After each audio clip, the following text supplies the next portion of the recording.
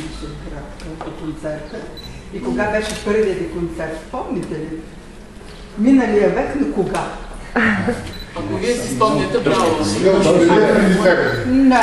2006-2007-2008 година в Синдикалния дом пяхте. 2006-2007-2008 година ми се върти нещо. 2007 оперен фестивал. Вие бяхте с БТР и с Божидар Волеводов в Гостин. С нашата опера. Не съм пяла никога. Не, никога не съм пяла. А с нашата опера видели ли сте подпяли? Не. Последният концерт беше с Милчо Оливиев и... Милчо, не, последния концерт. В опера. Театъра беше? Да. С Христо Йоцов беше на барабаните. Мисля, че беше Живко или не. Или доста по-бърна. Съжалявам. Аз да ви кажа, кога бяха за първи път на концерт в Стара Загора. По студентски бригади с Теодосия Спасов. С част линия много идва. Много, Стара Загора и въобще цяла България много там. Да. Но това беше много давно. Миналия век.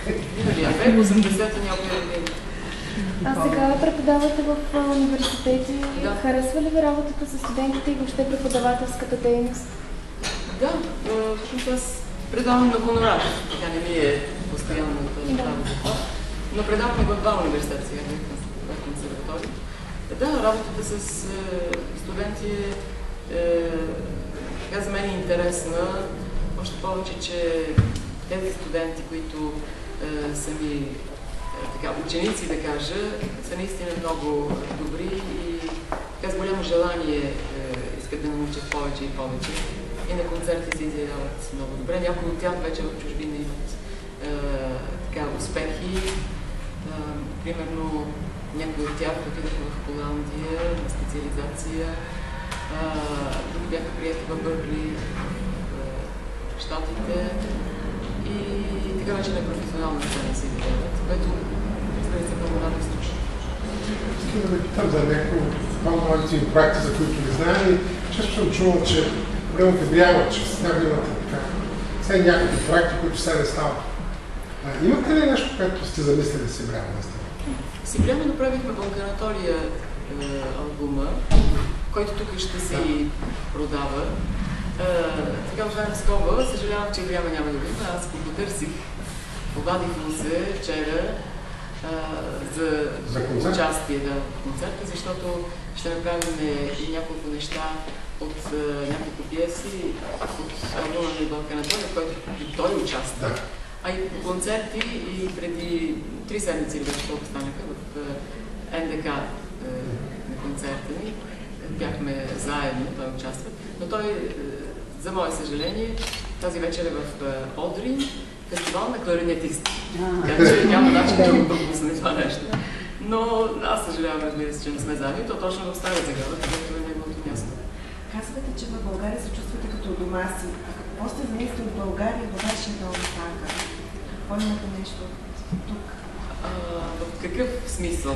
В емоционален, дали?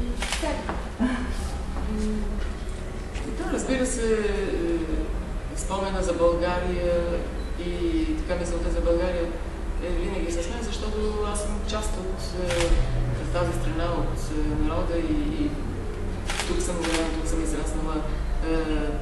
Тук съм получила музикалното си образование, което е много важно за мен и се гордея с това, че съм имала такива наистина блестящи преподаватели в музикалната гимназия в София и музикалната академия.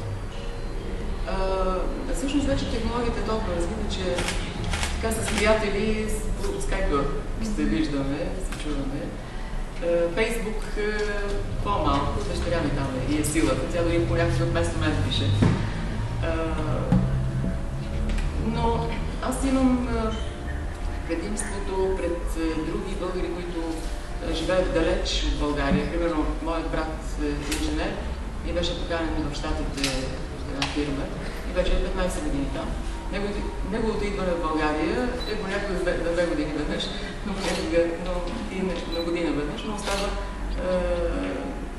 заброени дни, разстоянията са огромни. Обаче съм в съседна страна. За мен е голямо преимущества. Аз съм идвала в София за 17 часа по там. И лично за себе си, аз съм дигнала границата между България и Турция.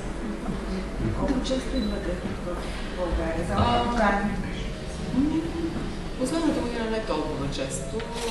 В такъв смисъл, че тази година се случи така, че с Националното радио, с Биг Бенда на Националното радио имахме концерт с ръководството, диригентството на Антони Дончев,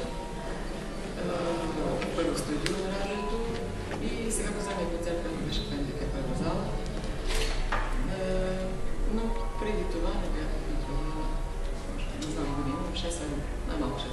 А на дъщеря си показали ли сте България? Водили сте често знаели български? Не, че съм я показвала. Просто тя тук се чувства, дори аз като идвах сега и да казвам, много ми е домашняло за моите приятели. Как е в България, важно се наведем по няколко пъти. И видяли моите приятели, минали покрай градинката там, която те си играят. Макар че тя вече на 16 години, но си играят още.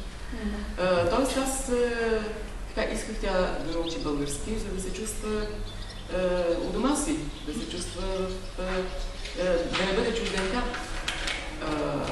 И затова още на 2 годишна възраст, когато беше с майка ми, те идваха в България цяло лято. Ние давахме нашата детска градина до нас, която е. И всяка година тя лятото няколко месеца беше в България, така че тези нейни приятелчета са още от това нейно. Много добре български. Много добре говори български. А пее ли с вас вече? Не вече, ами тя пропя доста рано. Ние имаме детски албум с детски песни. Първо в Турция излезе на турски, а излезе и в България на български. Много красиви песни.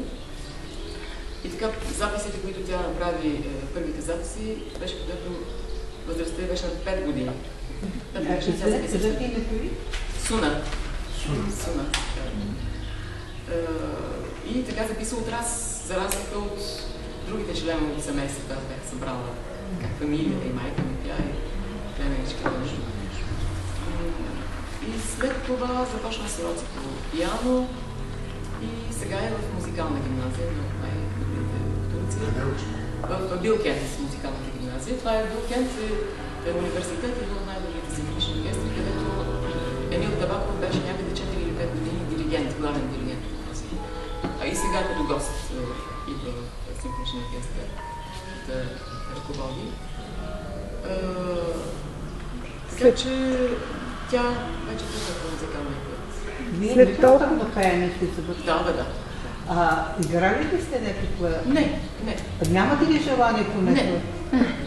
Не. Макар че ще пея в операта. След толкова много музика, която Илдъс Ибрахимова е изпяла до момента, какво Илдъс Ибрахимова се страхува да изпее или не смее да изпее? Има ли такова нещо? И какво съответно Илдъс Ибрахимова пее с най-голямо удоволствие? Сложен въпрос. Да, тая вече ще пее много неща. Какво? Кажете. Ще пея класика. Аз казвам така в видовете. Класика, джаз, балкански ритми, ще има и цигански романс. Ще има ли малко Кармен? Ами, ако ни изкарате на бис, не го просим. Не. Как празнувате 60 годишнината толкова?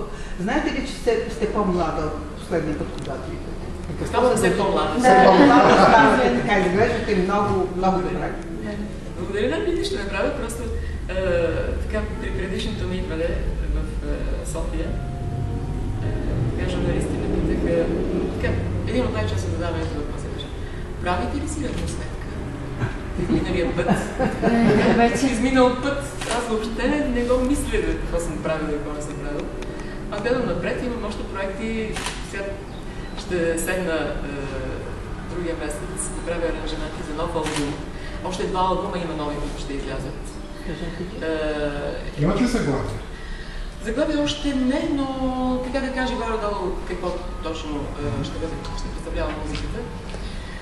Записът от концерта ми с Биг Бенда в Националното радио в април месец. Те го записаха с цел да се издаде албум. Аз още не съм го чула, разбира се, трябва да го чуя много подробно. Това ще бъде единият албум, а другият албум ще бъде с една много по-различна музика. Музика от 20 век с един от най-изтъкнатите композитори на съвременна музика, Джон Кейдж, американски композитор, който чиято 100 годишнина от рождението му е обявена от страна на ЮНЕСКО за година на Джон Кейдж. Това е 2012 обявена за година на Джон Кейдж и аз ще изпълня негово произведение, което от страна на Румен Берозов, нашият композитор, който пише също съвременна музика, направи оркестрацията. И това е една много любопитна творба, която аз в България съм направила и се радвам, че аз бях първата, която в България го записа. И това е влязъл, този запис е влязъл с радиооркестъра на БНР. Е влязъл с задния фон. Кога да очакваме да излезе този албум? Този албум, когато дойде през юли месец, ще работим по този албум. Надявам се, той юли, ние просто ще имаме работна програма, но ще излезе в началото на новия сезон, октомври месец. Колеги,